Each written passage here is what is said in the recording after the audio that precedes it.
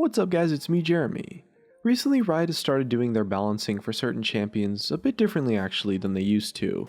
So rather than, simple buffs or nerfs, they're opting to go for what are essentially just mini reworks for champions, where they opt for mechanics changes rather than just a strict buff or nerf in order to more dynamically balance the character in question. And these are actually being done outside of the reworks team, so they're not full on reworks whatsoever, but a lot of them are bordering on the edge of it, even though they're being done by the balance team. So today we're taking a look at some of these changes that have already happened, as well as some of the potential mini reworks for the champions that could be getting them in the future. And if you guys enjoy the video, definitely hit that like button, and if you don't enjoy the video, feel free to hit the dislike button too. And let's begin. So one of the more recent updates that we could definitely classify as one of these mini reworks in question are of course the changes that Riot recently made to Shyvana. They targeted Shyvana specifically because she didn't really fit all that well into any particular champion class actually. I guess her closest match is the Juggernauts, but she's really a lot different because Juggernauts can't reliably jump on top of an enemy, right? Shyvana is definitely different in that sense because her ultimate gives her this awesome gap closer, but that does make her kind of flawed in the Juggernaut sense because that major weakness of being able to get on top of a target is something that she doesn't have at all actually. So the targeted changes that Riot made to Shyvana were meant to just give her a little bit more control over abilities overall and give her a little bit better class identity.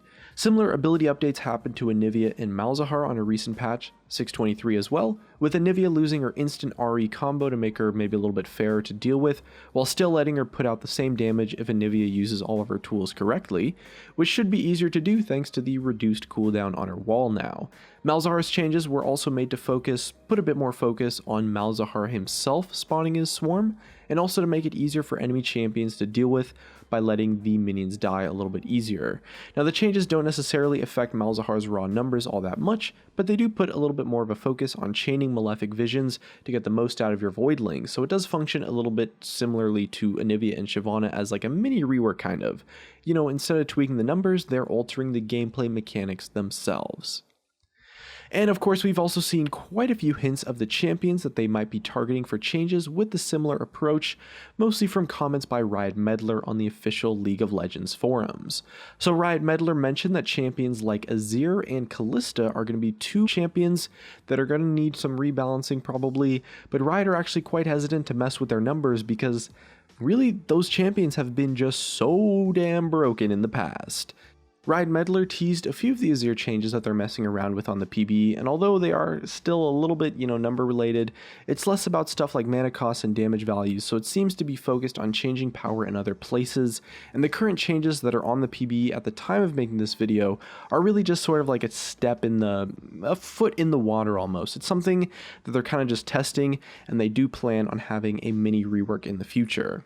One of the major conventional changes that they've talked about for Azir is to maybe reduce the cooldown on his W alongside potential mechanics change. Right now the cooldown starts at 12 seconds, drops to 8 at max rank, but Riot are testing a 10 second down to 6 second cooldown, which means that he'll be able to keep more soldiers active more often since they are quite core to his damage. The rest of the proposed changes are a little bit less conventional, but they're more focused on increasing his power without making him a crazy mobile burster like he was in the past. Again, the current changes on the PBE aren't exactly a mini rework. It's not fair to say that they are at least, but he does have a mini rework potentially planned for the future. As for the PBE changes themselves though, the changes might actually be live by the time this video gets finished. They're actually all really just targeted as passive, since it's definitely a pretty safe place to put power on because you don't really have to fight under it unless you're forced to by his wall, really.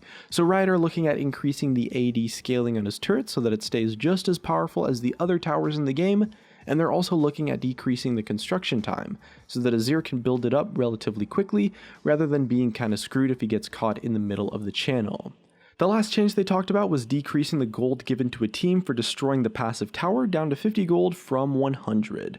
So overall these changes definitely just strengthen his turret, make it definitely less rewarding to kill, so although it's certainly not going to make Azir overpowered, it might make him feel like his passive's a lot more useful and potentially even encourage players to play around the turret a little bit more.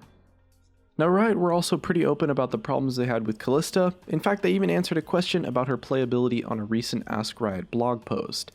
One of the biggest issues with Kalista, and Azir as well honestly, is that her kit their kits are designed in such a way that they can't balance them for the highest levels of play, the pro competitive level, while also keeping those characters reasonable for the rest of the player base. Initially, Callista was completely broken in professional play, honestly. She was picked or banned in pretty much 90% of games before her nerfs halfway through Season 6. Multiple nerfs, actually. She kept getting hit with changes and nerf after nerf until she finally dropped out of competitive play almost completely. But at that point, she was just way too weak for the regular, average League of Legends player to use with any success. Similar thing happened with Azir too, which does kind of hint at why they're giving these mini reworks to these champions. As with the other champions we talked about in this video, the issue is not really with the numbers, it's more that their unique strengths cover such a vast number of situations that they just totally overshadow other champions in their respective class. For Callista, her major features were just such a ridiculous amount of kiting potential, the built-in smite as well for objectives, the ability to save your support, or even provide an initiation. And those are all some major strengths to have access to as a marksman. Some champions are just picked specifically for having one of those strengths, let alone all of them.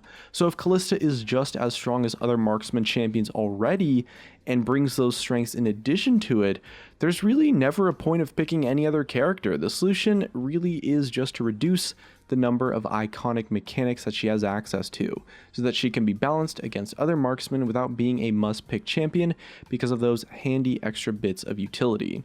Which does pretty much confirm that Callista is going to be in the same situation as Azir, not possible to balance for both competitive and regular play by just straight up tweaking her numbers.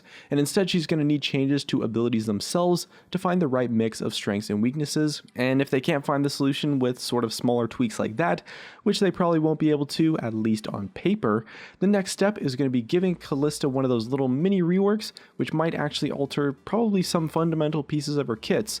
And I believe it's been hinted that a potential Callista mini rework might be coming out on patch 7.1. So hopefully it's going to keep her fun to play while also making her a lot easier to balance in the future. Definitely something that Riot's looking into for the future, so we'll have to see how it plays out.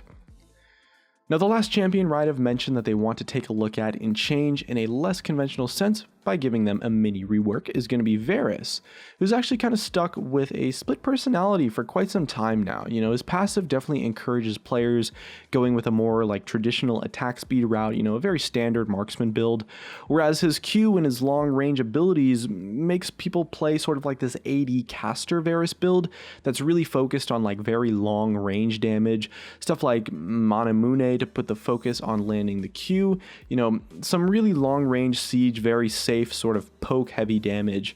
And the changes planned for Varus right now are pretty standard. Actually, they might be live by the time this video comes out, I'm not sure. But they're really just all focused on improving the attack speed ratios of his passive to make the attack speed Varus build a little bit more powerful, more satisfying to play, which is definitely the normal approach for balance.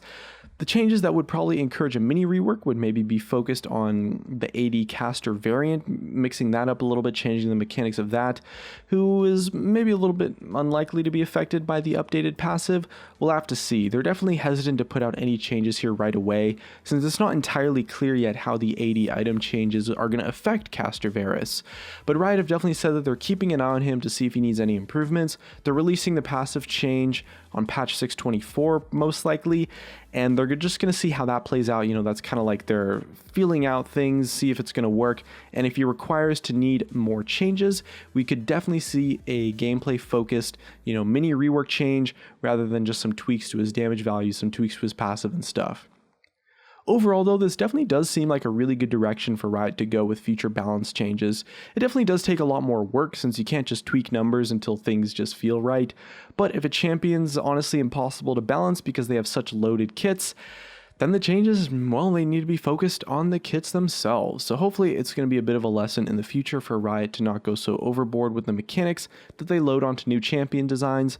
It does seem like they'd maybe save themselves a lot of headaches in the future if they realize the balancing issues that just super overloaded champions cause. It's no easy task to make a champion that is balanced at both the pro level, the casual level, and still fun to play and relevant at the same time. But it sounds like Riot are at least looking to add or remove power from the places right now, the right places right now at least, and hopefully it'll work out. Either way, that's just about going to wrap things up on the mini reworks that we know about that Riot are doing for champions in the future. If you guys know a champion that you think maybe needs a more fundamental change, one of those mini reworks, definitely let us know in the comment section below, and let us know what you would maybe change about them. Either way though, looks like that's going to be it for me. If you guys enjoyed the video, drop a like, subscribe if you want. Thank you so much for watching, and of course, as always, I'll see you guys next time.